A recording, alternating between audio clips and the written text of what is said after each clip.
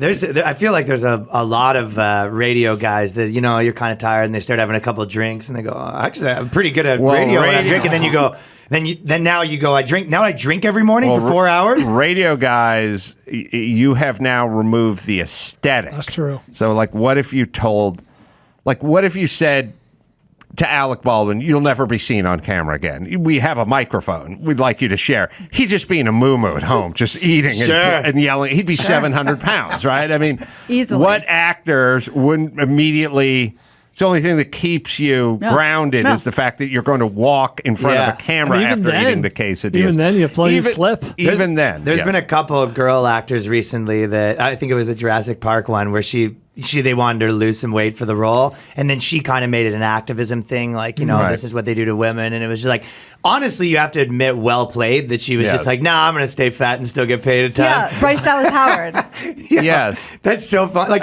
I love the idea of a dude, they're like, yo, you have to lose 30 pounds, and he was like, this is... Do I? Yeah, this is, the most misogynistic stuff, and then he's just on set eating Cheetos, like, got him. But then we get, a slightly better looking than normal woman still. She's still gorgeous. She just looks a little more normal. Here's my umbrage with that. That's a recent dust up where she's explaining, women come in different shapes and stuff like that. All right.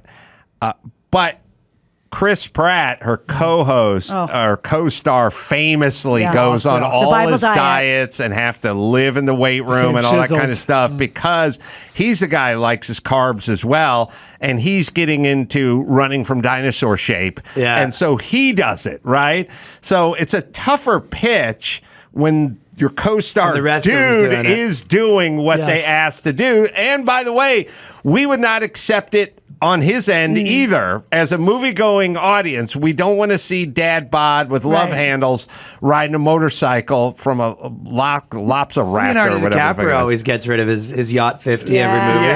Yes, that's what I'm saying. So my feeling is that is within the bounds of a request from the writer, the creator of the series. In college, when I was doing all my kabuki and Kyogen and no Japanese theater, because I thought that's where the future is, there was a really big kind of portly student, fellow student, and every time our very diminutive little Japanese instructor would try to wrap him with the robes, he would say, "Can't wrap you, too much goo."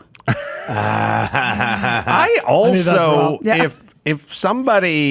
if I was going to work on a $125 million action film and the creator, the studio, or the director came up to me and went, we're going in 7 weeks. Could you take it easy on the Lunchables? I'd go, oh shit! I'd be like, it's go time. Oh, okay, yeah, I'm in. It's the in between that's tough, by the way, because for a dude especially, it's like, listen, either go easy on the Lunchables or you need to double the Lunchables. Right. You go big or go home really is the look for a dude. So 2 things about this. Number one, get ready for a lot more of this in a very short amount of time, or a lot more of this discussion around this issue, because there's a movie coming out. You guys may have heard of it called The Clumps 3. The Whale.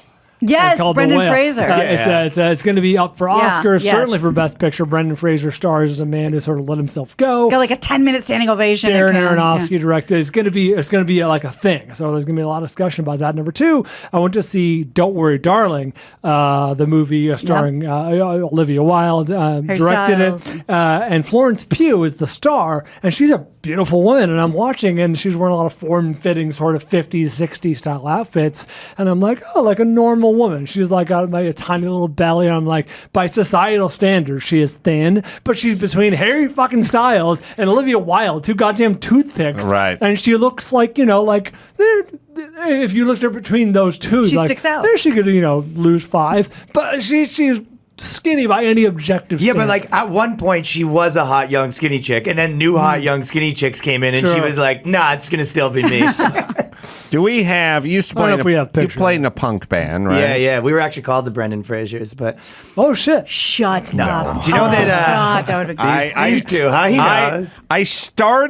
I took half a step down your road and then went, no. He's still fat. The thing is, they're mad. Some people are saying, why don't they get a fat actor instead of putting him in a fat suit? It's pretty thin fat suit, though. Brendan Fraser's pretty big. That was one tiny layer of fat. Did he pack on weight? Oh, yeah.